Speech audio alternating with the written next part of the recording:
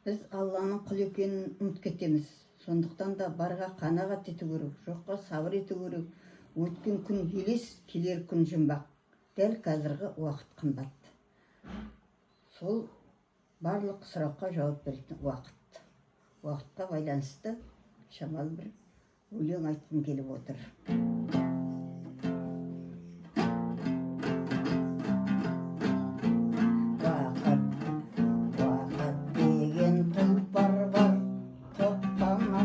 Шабатын арман деген сұңқар бар, кемге жайған қанатын. Бақ деген бір жұлдыз бар, келгенге қонбайтын. Байлық деген бір қыз бар, қоңдау мұңды қалқалмайтын.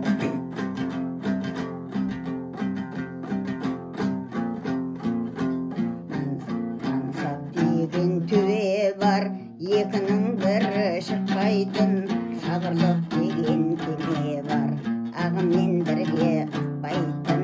Пейіл деген ұлаң бар, тарылып кейде қалатын.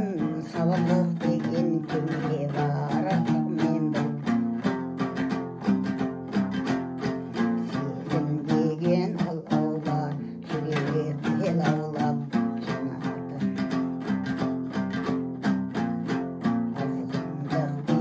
қауым бар, шайтанның сөзін ұғатын. Имандық деген ауыл бар, жұмаққа жақын тұратын. Ашу деген дұшпан бар, өкінішке бастайтын. Қызғаншақ деген быстан бар, айналаны бастайтын. Үміт деген жалын бар, өшірмесең өшпейтін. Қиял деген сағым бар, капеліңде өшпейтін. Мінез деген қалып бар, өзгертуге келмейтін. Ақыл деген алып бар, жауадау сені бермейтін.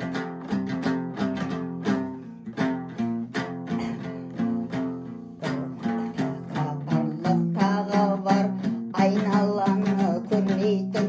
Бұл өмірде бәрі бар деген